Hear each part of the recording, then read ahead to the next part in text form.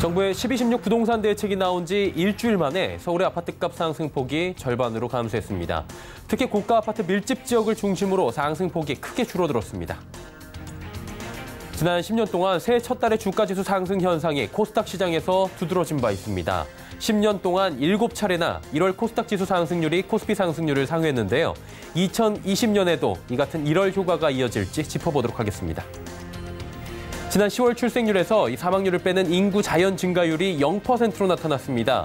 사망자 수는 역대 최대치를 기록한 반면 출생아 수는 1년 전보다 3.1%가 줄어든 건데요. 이에 따라 인구가 감소세로 전환될 가능성이 커졌습니다. 한국은행이 금융안정보고서를 통해 부동산과 고위험 자산으로 자금 유입이 확대될 가능성을 주의 깊게 살펴봐야 한다고 강조했습니다. 저금리 기조 장기화로 수익 추구 성향이 강화돼 시스템 취약성이 축절될 가능성에 유의해야 한다는 지적입니다. 센 뉴스 플러스 시작합니다.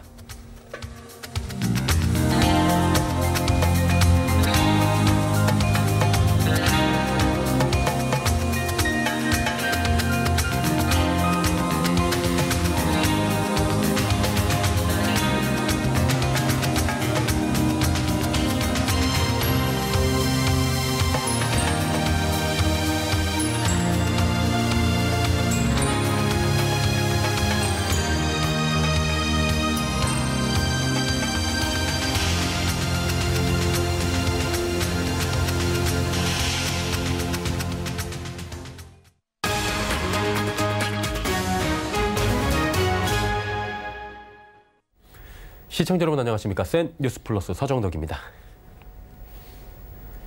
정부의 12.16 부동산 대책 일주일 만에 서울 아파트값 상승폭이 절반으로 감소한 것으로 나타났습니다. 26일 한국감정원에 따르면 23일 조사 기준 지난주 서울 아파트값은 한 주 새 0.1%가 올랐습니다. 이는 26주 연속 오른 것이지만 전주 상승폭보다는 절반으로 줄어든 수치입니다. 특히 서울 25개구 가운데 21개구 아파트값의 상승폭이 줄어들었습니다. 최근 강남 4구 등 급등세를 보인 일부 단지에서 급매물이 나오고 있는 가운데 고가 아파트 위주의 급격한 매수 심리 위축 및 관망세 확산이 원인으로 꼽힙니다. 한편 상대적으로 저가 아파트가 많은 지역 중 노원구와 강북구, 또 동대문구는 상승폭을 유지했습니다. 지난 10년간 새해 첫 달 주가 지수가 상승하는 현상이 코스닥 시장에서 두드러진 것으로 나타났습니다. 10년 동안 7차례나 1월 코스닥 지수 상승률이 코스피 상승률을 상회한 건데요. 2020년도에도 이 같은 1월 효과로 코스닥 투자자들이 웃을 수 있을까요? 이소연 기자가 짚어드립니다. 최근 10년간 새해 첫 달 주가 지수가 상승하는 1월 효과가 코스닥 시장에서 두드러진 것으로 나타났습니다. 한국거래소에 따르면 1월 월간 기준 코스닥 지수 상승률은 지난 2010년부터 올해까지 10년간 총 7차례 코스피 상승률을 상회했습니다. 특히 지난해 1월에는 한 달 동안 코스닥 지수가 14.42% 오르며 같은 기간 코스피 상승률인 4.01%를 크게 웃돌았습니다. 코스닥 지수는 또한 지난 10년간 1월 월간 기준으로 총 8차례 플러스 상승률을 기록했습니다. 같은 기간 코스피는 6차례 플러스 상승률을 기록하는 데 그쳐 상대적으로 1월에 코스닥 시장이 강세를 보인 것으로 나타났습니다. 코스피보다 코스닥에서 1월 효과가 두드러지는 이유는 연말 매매 행태와 관련이 있습니다. 코스닥 시장은 양도세 회피를 위해 상대적으로 연말에 매도세가 강한 편인데 연초에는 매도 압력이 줄어 수급 부담이 완화돼 상승 흐름을 보이는 것입니다. 또한 배당을 위해 대형주에 집중됐던 연말 매수가 연초에는 대형주에서 중소형주로 관심이 옮겨가는 것도 코스닥의 1월 효과를 높이는 요인입니다. 이에 따라 금융투자업계에서는 내년 실적 개선 및 주가 상승이 기대되는 코스닥 종목을 중심으로 한 투자 전략이 유효하다고 제안합니다. 서울경제TV 이소연입니다. 지난 10월 인구 1000명당 출생률에서 사망률을 빼는 자연 증가율이 0%로 나타났습니다. 이에 따라 인구가 곧 감소세로 전환될 가능성이 높아졌습니다. 통계청에 따르면 지난 10월 전국 출생아 수는 25,648명으로 1년 전보다 3.1%가 줄어들었습니다. 10월 사망자 수는 1년 전보다 2% 늘어난 25,520명이었습니다. 이는 월별 통계 집계가 시작된 1983년 이후 최대입니다. 이에 따라 자연 증가분이 128명, 자연 증가율 0%에 그치며 출생과 사망에 의한 인구가 곧 감소세로 전환될 것으로 보입니다. 내년 전국 민영아파트 신규 분양 물량이 정부 규제 등으로 인해 올해보다 소폭 감소할 전망입니다. 내년 민간 건설업계 분양 계획 조사 결과 전국 329개 단지에서 총 32만 5천 가구의 아파트가 분양될 것으로 예측됩니다. 이는 작년 같은 시기 조사 물량인 38만 6,741가구에 비해 약 6만 가구가 줄어든 수치입니다. 특히 내년 분양 물량은 수도권이 18만 4,253가구, 지방 14만 1,626가구로 수도권의 비중이 클 것으로 보입니다. 이 가운데 경기도 물량이 9만 5천여 가구로 전국에서 가장 많고 서울이 4만 5,044가구로 뒤를 이었습니다. 정부가 12.16 종합부동산 대책을 발표한 뒤 서울 전셋값 상승폭이 확대된 것으로 집계됐습니다. 서울의 집값을 잡겠다며 내놓은 규제에 전세 시장이 불안해지는 모습입니다. 전세 시장 불안이 계속될 것으로 전망되며 기존 2년이던 전세 기간을 4년으로 연장하고 임대료 상승률도 5% 이내로 제한하는 등의 추가 규제가 나올지 주목됩니다. 정창신 기자입니다. 한국감정원 조사에 따르면 지난주 12.16 대책 이후 서울 아파트 전셋값은 0.23% 상승했습니다. 전주보다 상승폭이 커진 겁니다. 주간 기준으로 보면 2015년 11월 23일 이후 4년 1개월 만에 최대 상승입니다. 지난달까지 집계된 서울 아파트 중위 전세 가격은 4억 1,773만 원. 2년 전과 비교하면 5,098만 원 올랐습니다. 세입자는 2년 새 5천만 원 넘는 돈을 올려줘야 할 판입니다. 일부에선 전세 시장 불안이 계속되자 정부가 추가 규제에 나서야 한다고 목소리를 높이고 있습니다. 전세 기간을 기존 2년에서 1회 연장해 최대 4년까지 살 수 있는 계약갱신 청구권과 임대료 인상폭을 5% 이내로 제한하는 전월세 상한제를 도입해야 한다는 겁니다. 하지만 전문가들은 제도 도입이 쉽지 않을 것으로 보고 있습니다. 전셋값이 계속해서 오르면은 서민주거 안정 차원에서 계약갱신 청구권이나 전월세 상한제 도입이 본격화될 가능성이 있고요. 하지만 부작용도 만만치 않기 때문에 도입까지 많은 진통이 예상이 됩니다.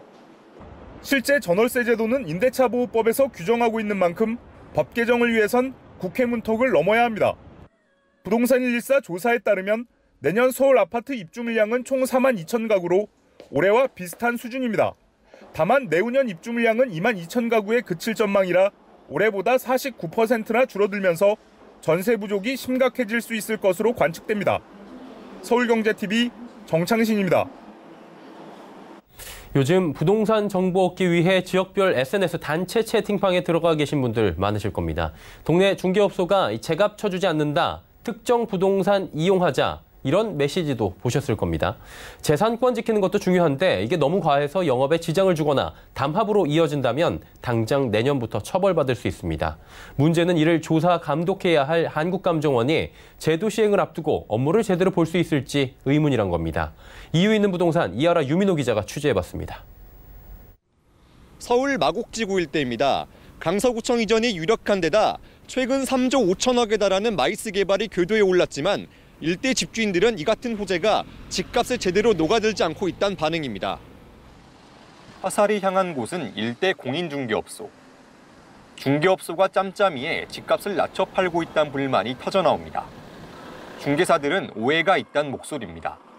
요즘은 부동산도 더 힘들어. 왜냐면 부동산들이 가격을 너무 안 올려준다. 실제로 여기서도 빨리 팔고 싶은 사람 국내로도 팔고 싶잖아요. 하남 미사강변도시의 한 아파트 승강기한. 높은 시세로 거래 중인 주변 단지의 가격표가 붙어 있습니다. 직접적인 문구는 없지만 속내는 이 아래로 팔지 말자는 겁니다.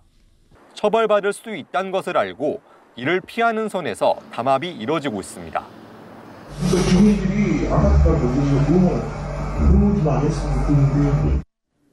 집주인들은 호가를 있는 그대로 쳐주는 중개업소에만 매물을 내놓자고 독려합니다. 특정 중개업소를 콕 집어 이용하자는 메시지가 이어집니다. 부동산 시장은 집을 팔겠다는 사람이 주도권을 쥔 상황. 지난주 서울의 매수 우위 지수는 128.3을 나타냈습니다. 100이 넘으면 집을 사겠다는 사람이 많다는 건데 지난 9월 말에는 98.5에 불과했습니다. 집주인들이 1억 원 넘게 올린 호가가 시세가 되고 그 위에 1억이 붙는 구조입니다. 집값이 이렇게 계단식으로 상승하고 있는 겁니다. 제도가 없는 건 아닙니다. 한국감정원에 집값 담합 신고센터가 있습니다. 웹사이트나 전화로 누구나 신고할 수 있지만 실효성은 떨어집니다. 담합 신고는 받는데 처벌로 이어지진 않고 있어서입니다. 올해 100여 건이 접수됐는데 국토교통부가 수사를 의뢰한 사례는 단 6건. 그마저도 실제 형사처벌을 받은 적은 없습니다. 지난 8월 국토부는 공인중개사법 개정을 거쳐 신고센터 권한을 확대하기 위한 법적 근거를 마련했습니다. 내년 2월부터 집값담합 신고센터는 부동산 거래질서 교란행위 신고센터로 재편됩니다. 집값담합 의심 신고가 들어오면 신고센터가 1차 사실 확인을 한 뒤 시도지사에 조사를 요구하게 됩니다. 이전에는 공정거래법 등 법적으로 명확하게 처벌할 수 있는 신고건만 국토부에 수사 의뢰했다면 이제는 지방자치단체에서 가능성을 열어두고 직접 조사할 수 있게 된 겁니다. 문제는 지자체가 업무를 감당할 수 있느냐인 겁니다. 자체에서 그런 업무를 하시는 분들이 인원수가 절대적으로 부족하거든요. 실거래 신고 조사만 해도 관할 지자체에 제가 알기로 단합에서 1명 또는 2명밖에 없으세요. 근데 이분들이 이것만 하는 게 아니고 딴 거 다 하시거든요. 제도 시행이 코앞인데 업무를 맡을 담당 공무원들은 별다른 준비를 하지 않고 있습니다. 별도로 저희한테 지금 내용으로 통보된 건 아직은 없습니다. 우리 바뀐다고 경기도청에서 교육을 하고 그런 적은 있습니다. 협의가 진행되거나 그런 거는 없습니다. 결국 조사 권한이 한국감정원에서 지자체로 옮겨간 것일 뿐 집값 담합을 뿌리 뽑을 수 없는 상황입니다. 이번 12.16 부동산 대책에도 집값 담합 내용은 담기지 않았습니다. 엉성한 한국감정원과 준비 안 된 지자체, 권한만 몰아준 꼴이란 지적이 나옵니다. 지금까지 이유 있는 부동산입니다.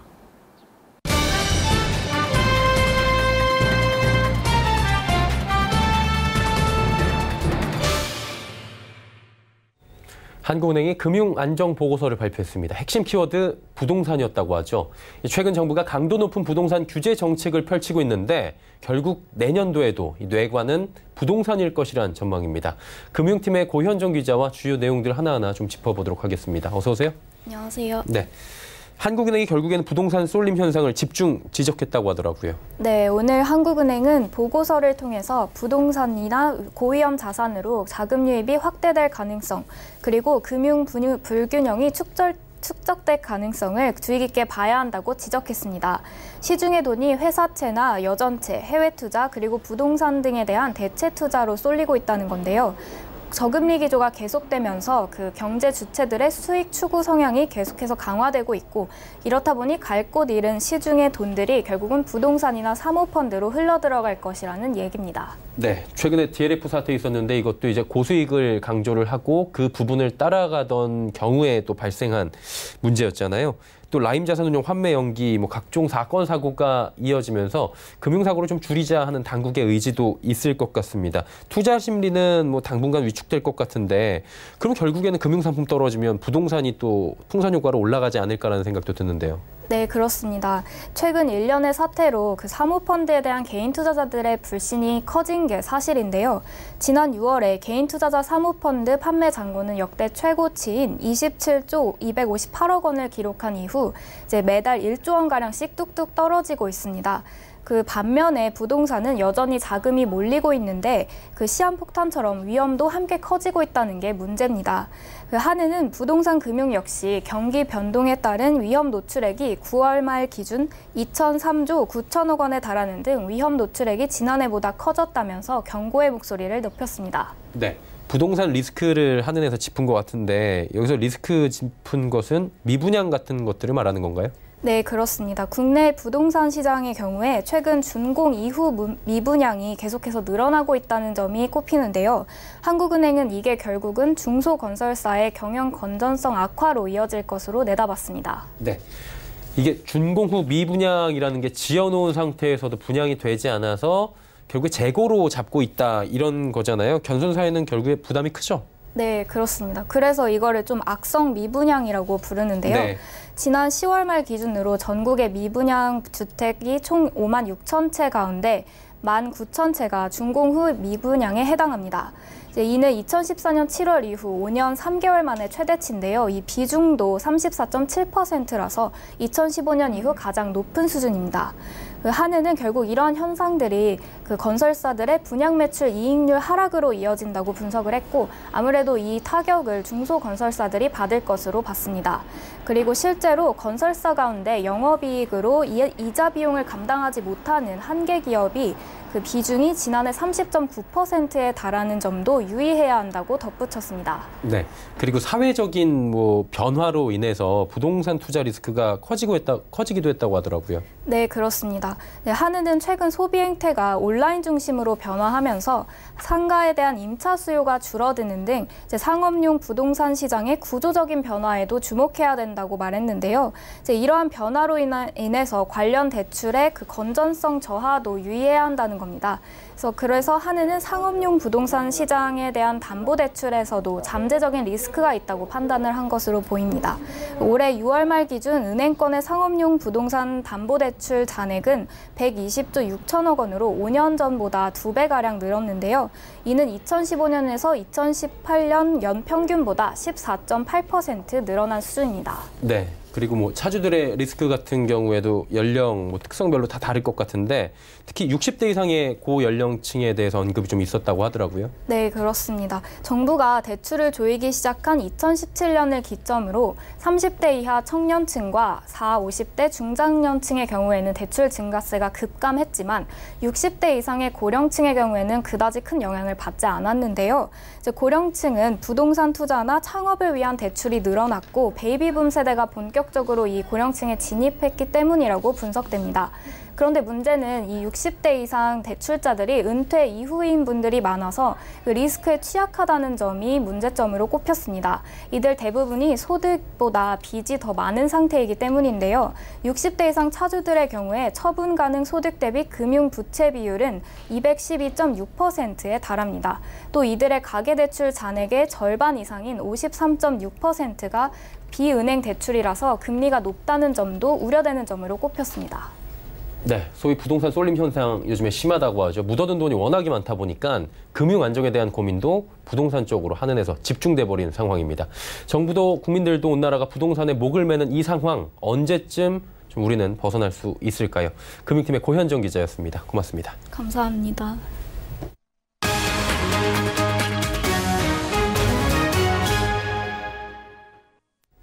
만능통장으로 불리는 개인종합자산관리계좌 ISA의 가입자가 올해 5만 명 넘게 감소했습니다. 금융투자협회에 따르면 지난 10월 말 기준 ISA 누적 가입자는 210만 682명으로 작년 말보다 5만 3,082명 감소했습니다. 이는 작년 7월 말 이후 1년 3개월 만에 가장 적은 수준입니다. 국회가 지난해 조세특례 제한법을 개정해 ISA의 신규 가입 시한을 2021년 말로 3년 연장하고 가입 가능 범위도 넓혔지만 가입자 수는 거의 매달 줄어들고 있는 겁니다. 금융업계에선 투자자가 직접 편입 상품을 선택하는 신탁형 ISA에 지나치게 편중돼 있고 수익률이나 세제 혜택이 기대에 못 미친다는 지적입니다.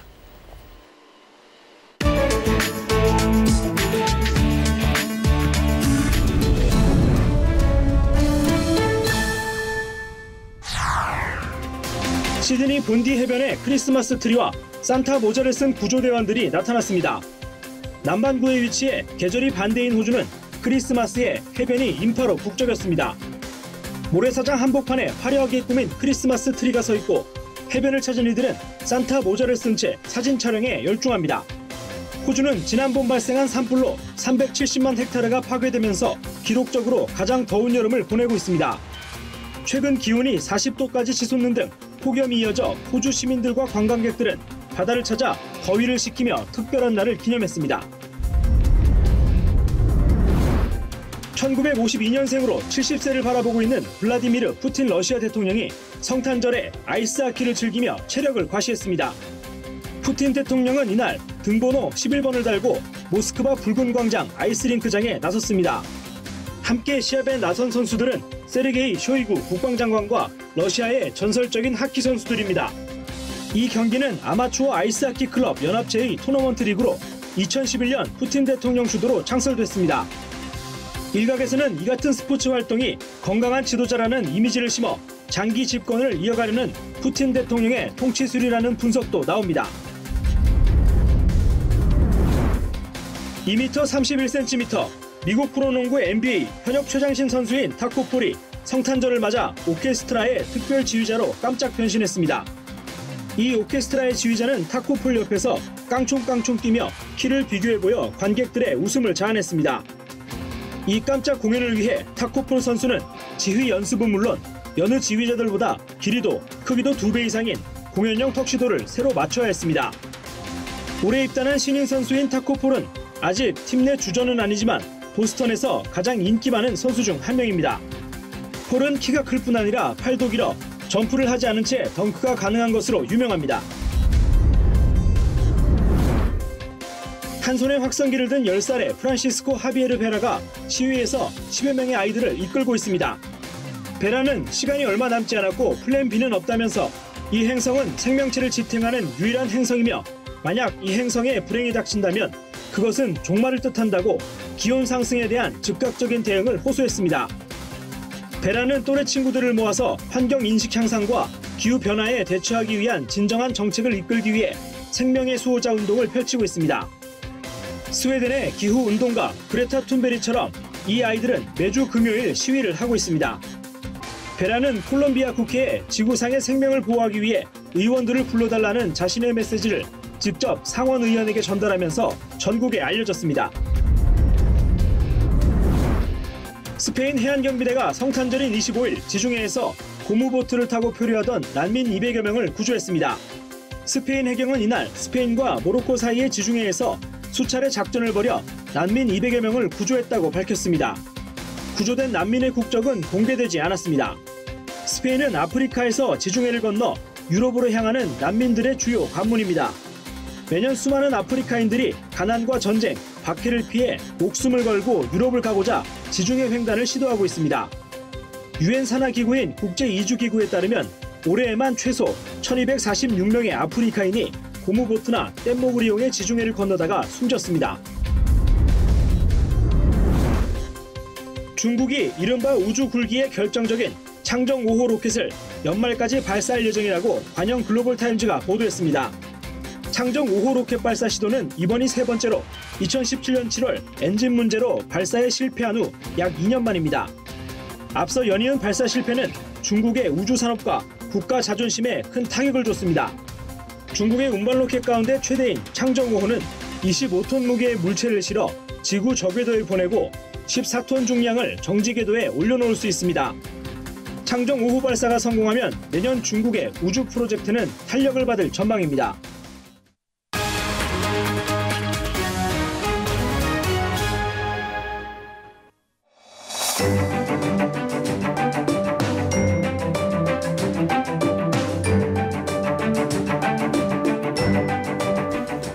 안녕하세요. K웨더 라이프스타일 예보 고광용입니다.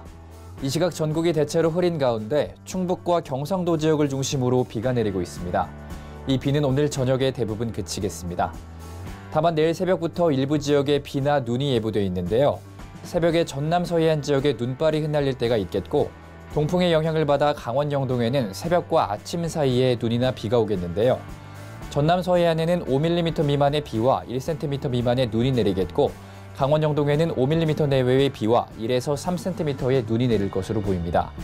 이 비나 눈은 새벽과 아침 사이에 대부분 그치겠지만 이 지역 거주하시는 분들은 내일 아침 출근하실 때 교통안전에 각별히 유의하셔야겠습니다. 한편 내일은 전국에 반짝 추위가 찾아오겠습니다. 서울의 아침 기온이 영하 6도 보이며 오늘보다 3도가량 내려가 춥겠는데요. 한낮에도 2도에 머물며 쌀쌀한 날씨가 이어지겠으니 집 나오실 때 옷차림 두껍게 하고 나오셔야겠습니다. 이 추위는 글피에 전국적으로 비가 내리며 잠시 누그러질 것으로 보입니다. 서울의 아침 최저 기온 1도 보이며 영상권을 회복할 것으로 보입니다. 내일은 중국 북부지방에서 남하하는 고기압의 영향을 받겠고 대기의 순환이 원활해 전국의 대기질 양호하겠습니다. 다음은 자세한 지역별 날씨입니다. 중부지방 아침 기온 춘천이 영하 7도까지 내려가 춥겠고 한낮에도 수원과 춘천이 2도로 쌀쌀하겠습니다. 동해안 지역 아침 기온 강릉이 영하 3도 보이겠고 낮 기온 속초가 5도, 강릉 6도까지 오르겠습니다. 남부지방 전주와 대구의 아침 기온 각각 영하 2도와 영하 3도 보이며 춥겠습니다. 한낮에는 광주가 6도 보이겠습니다. 내일 바다의 물결은 동해상에서 최고 5m로 매우 거세게일 것으로 보이니 항해나 조업하는 선박은 각별히 유의하셔야겠고요. 남해상에는 돌풍과 함께 천둥과 번개 치는 곳이 있겠으니 앞으로 발표되는 최신 기상 정보를 잘 참고하시기 바랍니다. 모레는 강원 영동을 제외한 전국에 비 소식이 있습니다. 글피에는 전국에 비나 눈이 내리다 그치겠습니다. 날씨였습니다. 올해도 얼마 남지 않았습니다. 그리고 연말정산 본격적으로 시작됐다고 하죠. 올해는 7세 미만 자녀는 공제에서 제외되고 산후조리원은 공제되는 등 변화되는 부분이 있는 만큼 꼼꼼하게 챙기셔서 13월의 보너스 최대한 받으시길 바랍니다. 뉴스 마칩니다. 고맙습니다.